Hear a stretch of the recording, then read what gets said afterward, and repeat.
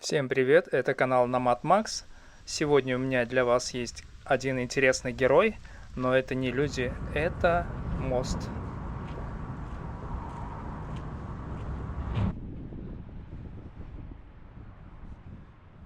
Мы находимся в очень интересном месте. Это мост времен Гражданской войны. Просто гвоздик. Такая вот будка охраны.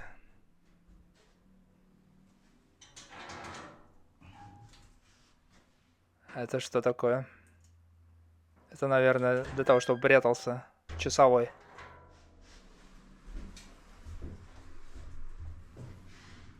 Инструкция.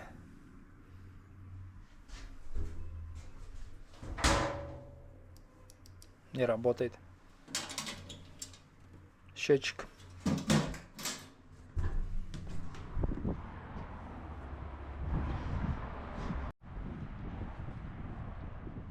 Видеокамеры. Интересно, они работают? Мне кажется, нет.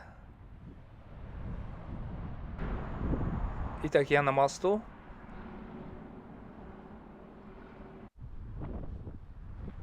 Здесь достаточно опасно. Перила распилены. И нужно быть очень осторожным. Постараюсь не упасть в воду. Не хотелось бы в это время года оказаться в холодной воде. На арке моста есть пулевые отверстия и отверстия от снарядов. Справа, чуть выше и слева. Во время Гражданской войны в 1919 году на этом месте шли бои между красноармейцами и белоказаками, которые осадили город. Рабочие паровозных мастерских станций Уральска даже оборудовали бронепоезд «Нежданный», который красные использовали в боях. Сам мост защищал отряд железнодорожников, возглавляемый Чугуровым.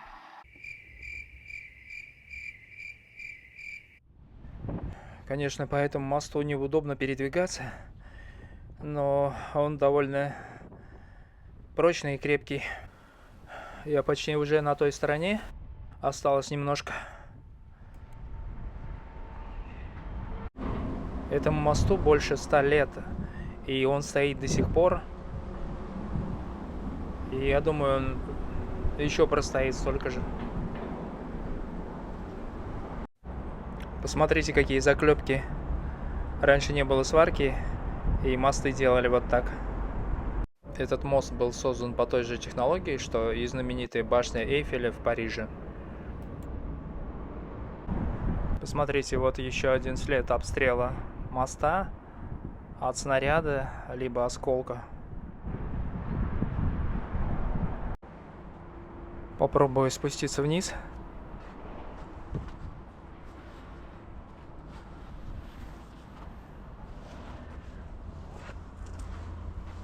Давайте исследуем основание моста.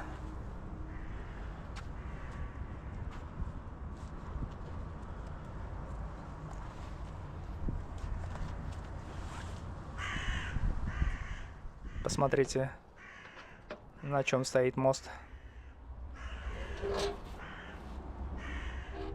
Какие-то цилиндры.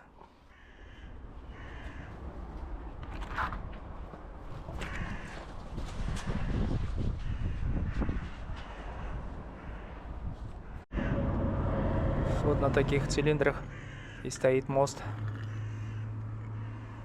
Интересно. Смотрите, какой камень. Это не бетон, а это природный камень. Пора сваливать, пока меня не заметили.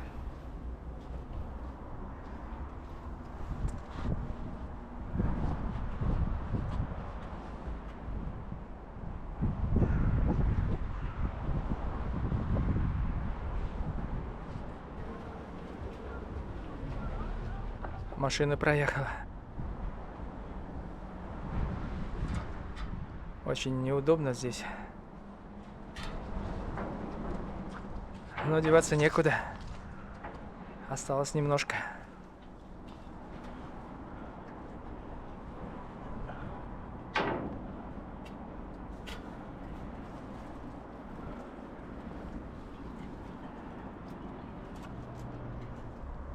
Посмотрите, как сложены камни, и за это время с ними ничего не произошло. Рельсы в стене с буквами А, Ю, Р, З, Б, О. 96 год, 19 век.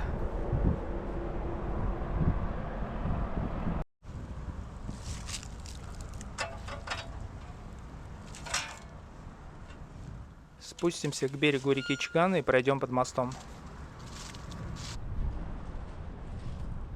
Видеокамеры, уровень воды.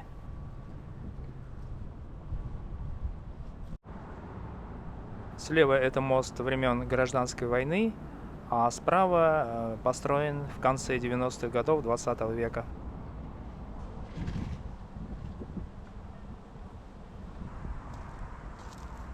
Колючая проволока. Похоже на концлагерь.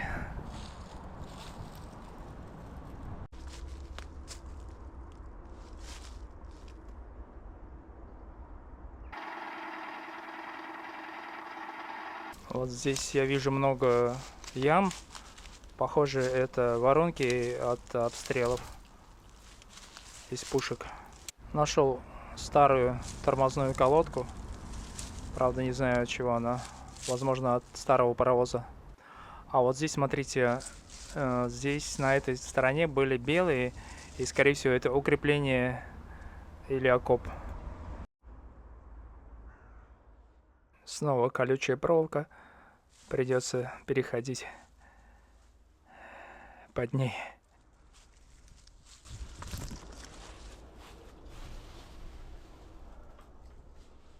Еще один заброшенный пост охраны. Здесь никого нет.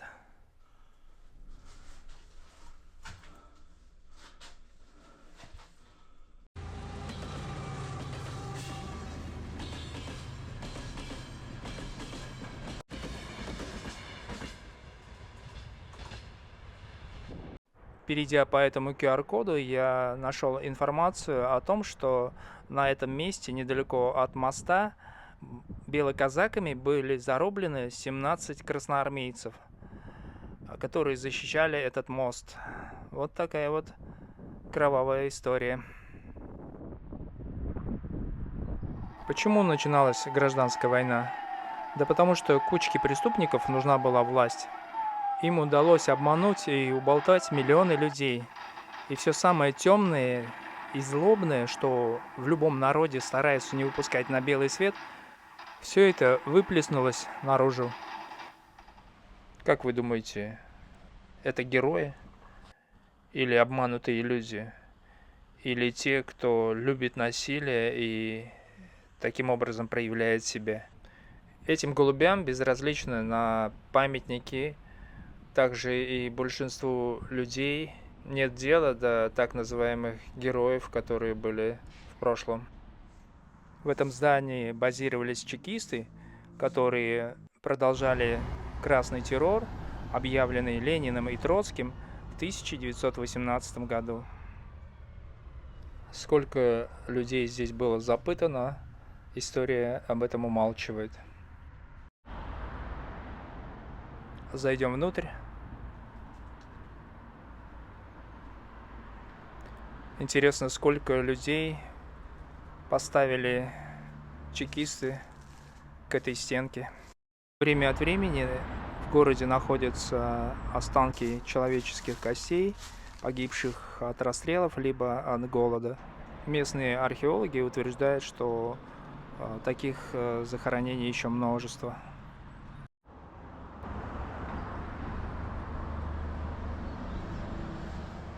В этом доме 12-16 февраля 19 года работал советский полководец Фрунзе. 2 дня поработал и повесили табличку. Посмотрите, в бывшем подвале ЧК делают ноготки. А раньше, наверное, вырывали ногти. Какая злая ирония. Прокол безболезненно. Маникюр у стажера. Яков Михайлович Свердлов, Овсей Гершон Аронович Зиновьев, Лев Давидович Троцкий. Эти ребята – авторы красного террора и гражданской войны, а также геноцида, который последовал за ней. Но что интересно, чудовище, которое они породили, само сожрало своих создателей. Как бы то ни было, эта история, пусть и трагическая, в конце концов должна научить нас, чтобы это никогда больше не повторялось. Надеюсь, вам понравилось это видео. Ставьте лайки, комментируйте, что вы думаете об этом. Спасибо за просмотр. Дальше будет интересно. Мы увидим основание Всемирной Федеративной Республики Советов.